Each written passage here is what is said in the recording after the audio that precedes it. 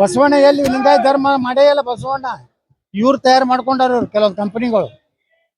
ಬಸವಣ್ಣವ್ರದ್ದು ಬರೇ ಹಿಂದೂ ಸಮಾಜದಲ್ಲಿರುವ ಮೂಢನಂಬಿಕೆಗಳ ವಿರುದ್ಧ ಹೋರಾಡ್ಯಾರ ಹೊರತು ಅವ್ರ ಧರ್ಮ ಸ್ಥಾಪನೆನೇ ಮಾಡಿಲ್ಲ.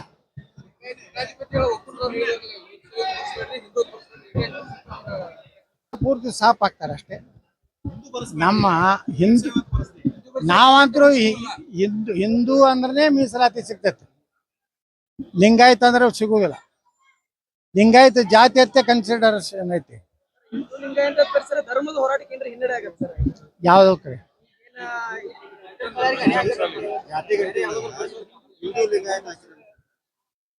ಹೋರಾಟ ನಡೆದೈತಲ್ಲ ಸರ್, ಯಾವ ಹೋರಾಟ?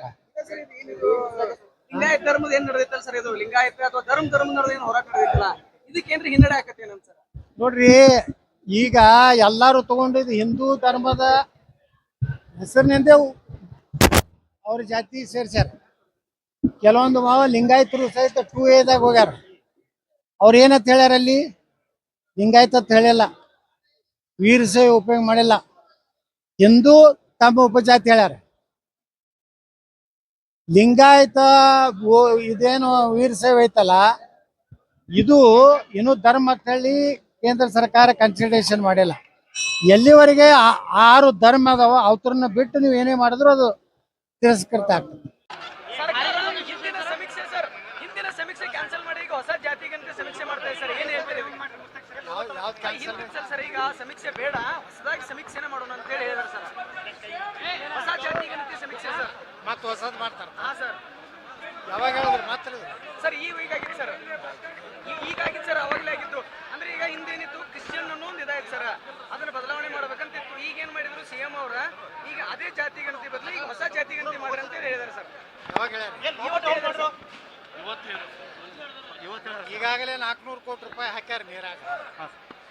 ಇವ್ರೇನು ಬರೀ ಜಾತಿ ಗಣತಿ ಒಳಗನೆ ಈ ಸರ್ಕಾರ ತನ್ನ ಅವಧಿ ಮುಗಿಸಂಗ್ ಕಾಣಿಸ್ತದೆ.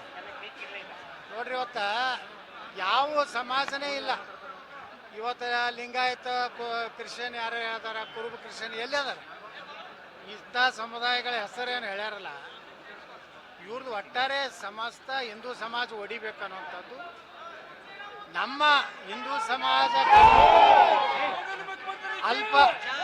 ಅಲ್ಪಸಂಖ್ಯಾತರು ಅವ್ರು ಹೆಚ್ಚದಾರ ಅಂತೇಳಿ ಒಂದು ವ್ಯವಸ್ಥಿತವಾದ ಸಂಚು ಇವತ್ತು ಕಾಂಗ್ರೆಸ್ ಕೇಂದ್ರ ವರಿಷ್ಠ ಮಂಡಳಿಯಿಂದ ನಡೆದಿದೆ. ಅದಕ್ಕೆ ಯಾರೂ ಉಪ್ಪು ಹಾಕೋದಿಲ್ಲ. ಎಲ್ಲ ಜನ ಜಾಗೃತ ಆಗ್ಯಾರ. ಇವ್ರು ಏನು ಮಾಡಿದ್ರು ಸಹ ಕರ್ನಾಟಕದಲ್ಲಿ 2028ಕ್ಕೆ ಇವ್ರು ಅಧಿಕಾರಕ್ಕೆ ಬರೋದಿಲ್ಲ. ಏಕತಾ ಸಮಾವೇಶದಾಗ ಸರ್, ಜಾತಿ ಏನ್ ಕಾಲಮ್ ಐತಿಲ್ಲ ಅಲ್ಲಿ ನೀವು ವೀರಶೈವ ಲಿಂಗಾಯತ ಅಂತ ಬರ್ಸ್ರಿ, ಧರ್ಮದ ಅಂತ ಬಂದಾಗ ಜನರ ವಿವೇಚನೆಗೆ ಬಿಟ್ಟಿದ್ದಾರೆ ಸರ್. ಯಾರು ಏಕತಾ ಸಮಾವೇಶ ಸರ್, ಏಕತಾ ಸಮಾವೇಶ ಆಯ್ತಲ್ಲ ಸರ್ ನಿನ್ನೆ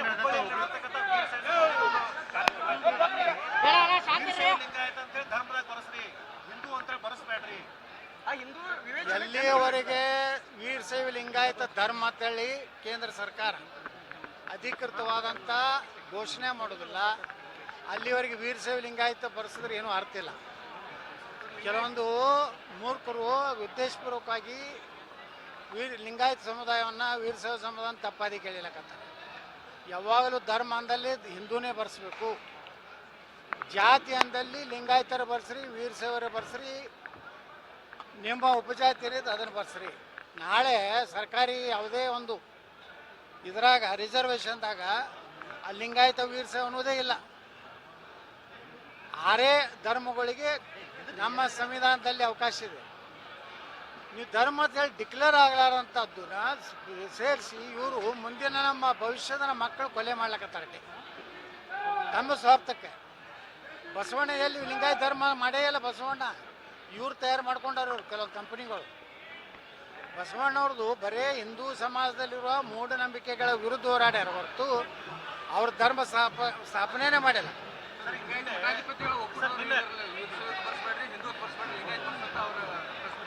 ಯಾರೇ ನೀವು ಪತ್ರಕರ್ತರ? ಯಾರು ಪತ್ರಕರ್ತರ ಅಟ್ಟೆಗೆ ಉತ್ತರ ಕೊಡ್ತೀರಿ? ಈಗ ನೋಡ್ರಿ, ಈಗ ಈ ಹೋರಾಟ ನಿರಂತರ. ಈಗ ಸುಪ್ರೀಂ ಕೋರ್ಟ್ನಾಗ ನಡೆದೈತೆ 2C ಮತ್ತು 2D ಪುರಸ್ಕಾರ ಮಾಡಬೇಕಾಗೈತಿ. ಈಗಾಗಲೇ ಏನು ಸಿದ್ದರಾಮಯ್ಯನವರು ಕೆಲವೊಂದು ರಾಜ್ಯದ ಮುಸ್ಲಿಮರು ಏನು ರಿಸರ್ವೇಷನ್ ಕೊಟ್ಟಾರೋ ಅದು ರದ್ದಾಗ್ತದೆ. ನಮ್ಮ ಉಳಿದ ಸಮಾಜಗಳಿಗೆ ಏನು ಮೀಸಲಾತಿ ಸಿಗೋದು ಸಿಗ್ತದೆ.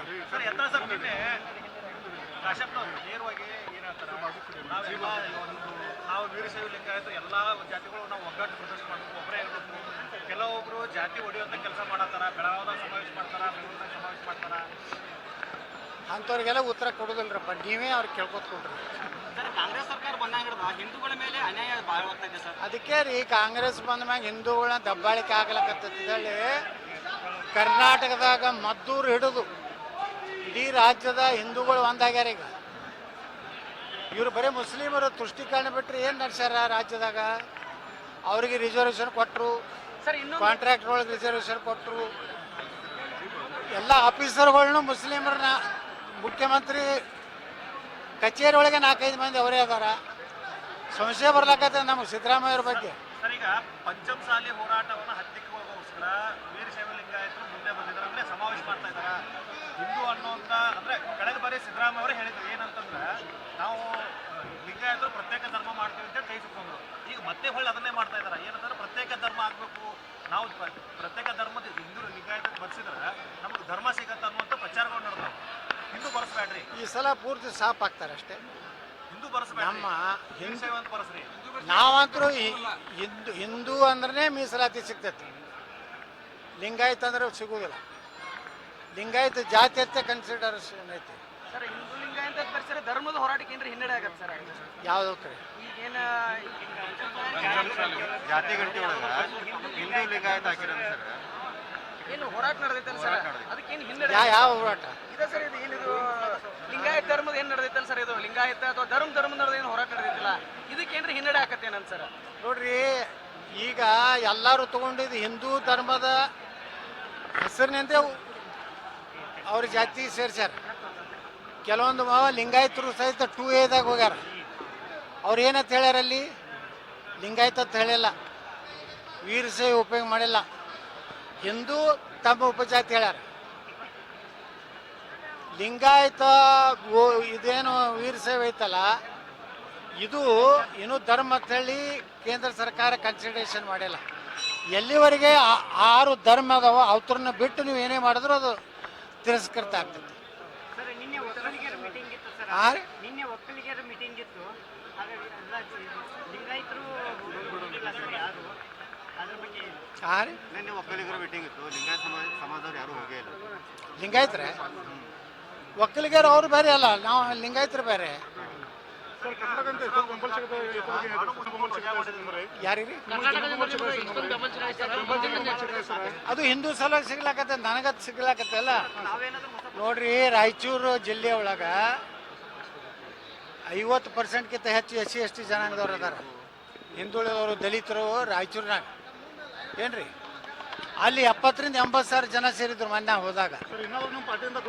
ಮದ್ದೂರು ಅಲ್ಲಿ ಒಂದು ಲಿಂಗಾಯತರ ಮನೆ ಇಲ್ಲ, ಅಲ್ಲಿ 20,000 ಮಂದಿ ಕೂಡಿದ್ರು. ಅದು ಏನು ನನ್ನ ಸಲಾಗಿ ಅಲ್ಲ, ಈ ಸಿದ್ದರಾಮಯ್ಯನವ್ರು ಏನು ಹಿಂದೂ ಧರ್ಮದ ಮೇಲೆ ಗದಾಪರ ಮಾಡಕತ್ತಾರಲ್ಲ, ಅದರ ಪರಿಣಾಮ ಇವತ್ತು ಜನ ತೋರಿಸ್ಕೊಡ್ಲಾಕತ್ತಾರ. ನಮ್ಗೆ ಹಿಂದೂ ಬೇಕಾಗೈತಿ, ಹಿಂದುತ್ವ ಬೇಕಾಗೈತಿ, ಹೊರತು ಜಾತಿ ಮೇಲೆ ಹೊಡೆಯುವಂಥವ್ರು ಬೇಕಾಗಿಲ್ಲ ಅಂತ ಸಂದೇಶಿಸೋದು. ನನ್ನ ಸರ ಸೇರಾರ್ಥ ನಾ ಎಲ್ಲಿ ಹೋಗೋದು.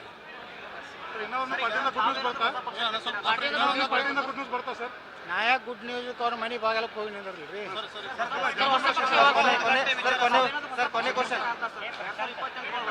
ನೀವು ಯಾಕೆ ಗಟ್ಟಿ ಗಡಿಬಿಡಿ ಒಳಗೆ ಬಿದ್ದೀರಿ? ನಾ ಏನು ಮಾಡ್ತೀನಿ ಮುಂದೆ ಹೇಳ್ತೀನಿ. ಈಗ